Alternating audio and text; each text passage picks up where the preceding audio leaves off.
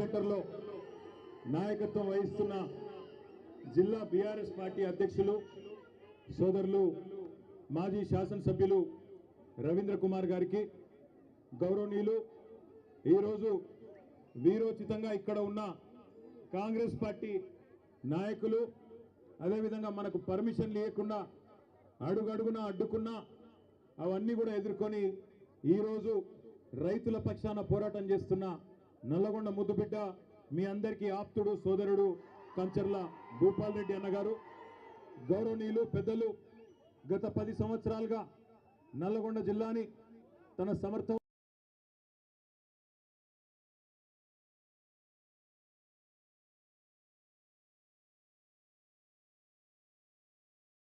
సూర్యాపేట శాసనసభ్యులు అన్న గుంతకండ్ల జగదీశ్వర్ రెడ్డి గారికి, వేదికపై ఆసీనులైన గౌరవనీయులైన మాజీ మంత్రివర్యులు, రాష్ట్రంలో 400 రోజుల్లో 410 మంది రైతులు ఆత్మహత్య చేసుకుంటే రైతుల స్థితిగతులు చూసి, కాంగ్రెస్ పార్టీ మోసాన్ని చూసి పెద్దలు కేసీఆర్ గారు ఒక నిర్ణయం తీసుకొని రాష్ట్ర మాజీ వ్యవసాయ శాఖ మంత్రిగా ఉన్న నిరంజన్ రెడ్డి గారి నేతృత్వంలో రైతు స్థితిగతుల అధ్యయన కమిటీ వేస్తే ఈరోజు ఆ కమిటీ సభ్యులు మొత్తం నిరంజన్ రెడ్డి గారితో సహా అందరు కూడా వచ్చున్నారు. వారందరికీ నిరంజన్ రెడ్డి గారికి, వారి మొత్తం సభ్య బృందానికి స్వాగతం.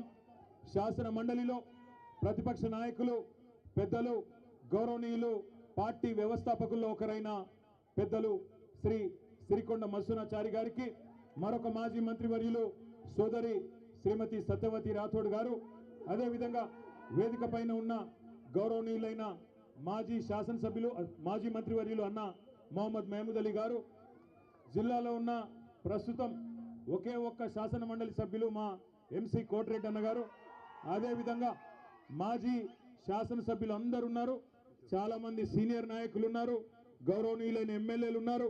పేరు పేరున ప్రతి ఒక్కరికి కూడా హృదయపూర్వకంగా నమస్కారం. ఈరోజు నల్లగొండ పట్టణంలో అడుగు పెట్టంగానే ముందు మహాత్మా గాంధీ యూనివర్సిటీ దగ్గర పిల్లలందరూ వచ్చినారు.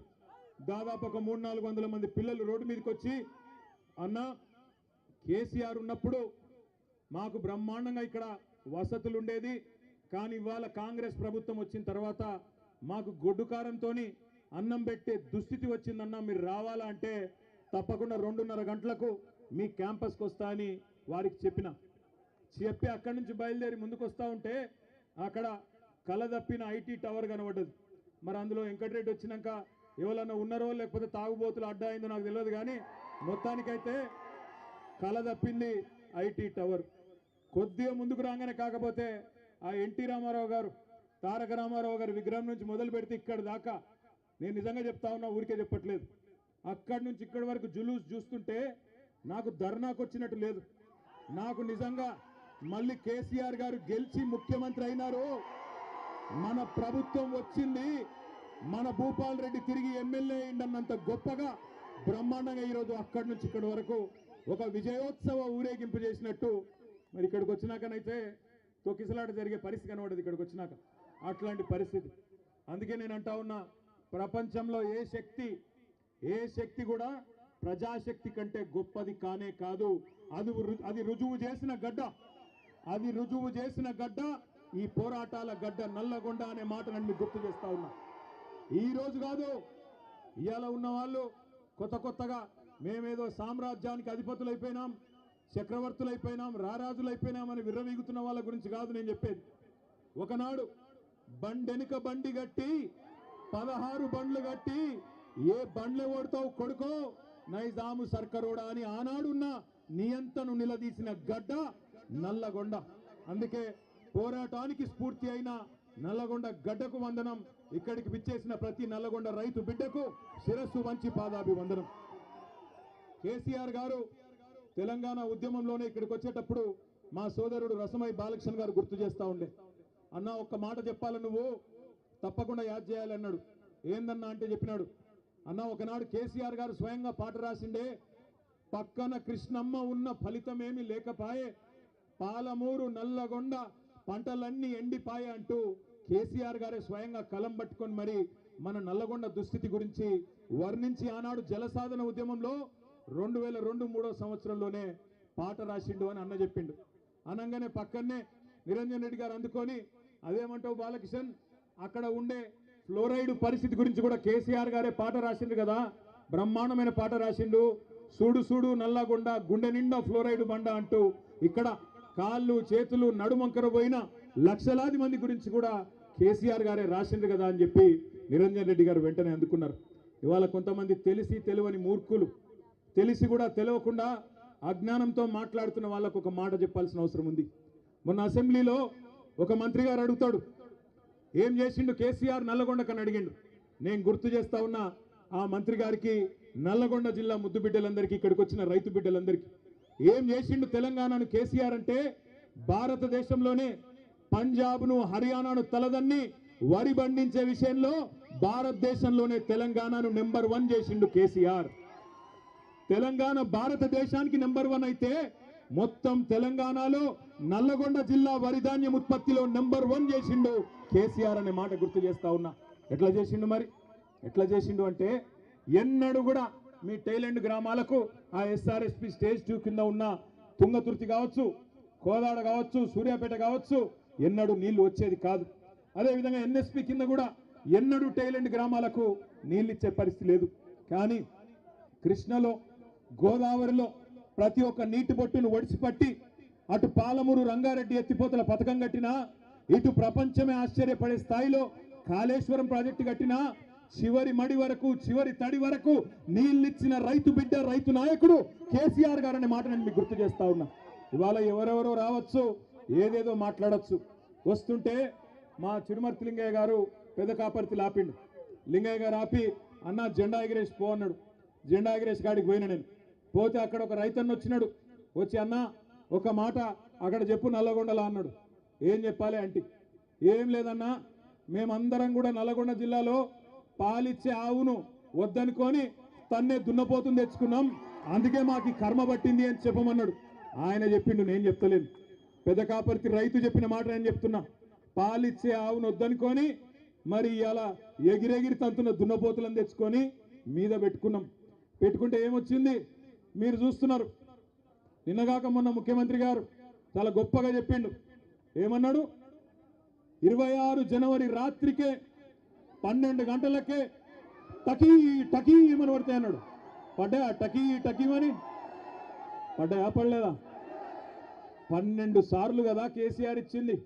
యాసంగికి, వానకాలానికి లెక్క పెట్టుకుంటూ పోతే 6 ఏళ్లు నిరాటంకంగా మీరు అడగాల్సిన అవసరం లేకుండా, ఎన్నికల్లో మీ ఓట్ల కోసం జూటా మాట చెప్పకుండా కేసీఆర్ గారు ఆనాడు రైతుల మీద ఉన్న ప్రేమతో ఒకవైపు రుణమాఫీ చేయంగానే ఇక ఈ పైసలు ఖచ్చితంగా మళ్ళీ రైతులకు వేయాలని చెప్పి ఆనాడు 2017 సంవత్సరంలో భారతదేశంలోనే మొట్టమొదటిసారిగా స్వాతంత్రం వచ్చిన తర్వాత రైతు బంధు పథకం పెట్టిండు. ఆ ఒక్క రైతు బంధు పథకంలోనే కేసీఆర్ గారి ప్రభుత్వం మీ ఖాతాల్లో వేసింది 73,000 కోట్ల రూపాయలు 11 విడతలుగానే మాట నేను మీకు గుర్తు చేస్తా ఉన్నా. 73,000 కోట్లు వేసినప్పుడు కేసీఆర్ గారు ఎన్నడూ ఇట్లాంటి విన్యాసాలు చేయలే. టకీ టకీమని పడతాయని డైలాగులు కొట్టలే. కానీ తెల్లారి ఫోన్ తీయంగానే బ్రహ్మాండంగా రైతుల ఖాతాల్లో టింగు టింగు అనుకుంటా రైతు బంధు బ్రహ్మాండంగా డబ్బులు పడేది. కానీ ఈ ముఖ్యమంత్రి, ఈ కాంగ్రెస్ పార్టీ వీళ్ళెవ్వరు మీకు కొత్తోళ్ళు కాదు. నిజానికి 55 ఏళ్ళు చూసిన వాళ్ళే ఈ నల్లగొండ జిల్లాలో తాగునీటికి ఇబ్బంది అయ్యి ఆఖరికి మన పిల్లల బొక్కల్లో మూలుగా చచ్చిపోయేందుకు కారణమే కాంగ్రెస్. నల్లగొండ జిల్లా బిడ్డలు జీవోత్సవాలుగా మారినంటే దానికి కారణమే కాంగ్రెస్. నల్లగొండ రైతులు అవస్థపడ్డారంటే దానికి కారణమే కాంగ్రెస్. అందుకే మిమ్మల్ని మోసం చేయడానికే కొత్త కొత్త మాటలు, కొత్త కొత్త వేషాలు వేసుకొని కొత్త సీసాలో పాత సారా అన్నట్టు మళ్ళా బయలుదేరినారు. ఎన్నికలకు ముందు చెప్పినాం మేము వచ్చి మీకు అన్నాడు, అన్న కాంగ్రెస్ వాళ్ళు గెలిస్తే రైతు బంధుకు రామ్ రామ్ అంటారు, యాది పెట్టుకోండి అని నేను చెప్పిన. అదేవిధంగా పెద్దలు కేసీఆర్ గారు ప్రతి నియోజకవర్గంలో చెప్పిండ్రా లేదా? ఇవాళ రైతు బంధు సంవత్సరం దాటిపోయింది, 14 నెలలైంది, రూపాయి ఇయ్యలేదు రైతు బంధు. మొట్టమొదటిసారి ఆనాడు కేసీఆర్ ప్రభుత్వమే ఎలక్షన్ల ముందు ఇద్దామని పెడితే ఆ రోజు రేవంత్ రెడ్డి ఉత్తరం రాసి ఆపిండు. ఉత్తరం రాసి ఎలక్షన్ కమిషన్ కు ఆపిండు.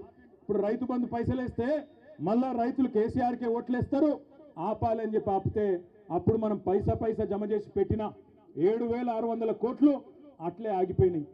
ఎలక్షన్ అయిన తర్వాత పార్లమెంట్ ఎలక్షన్ ముందు సహజంగా కేసీఆర్ గారు ఉన్నప్పుడేమో నాట్లేసేటప్పుడు రైతు బంధు పడుతుండే.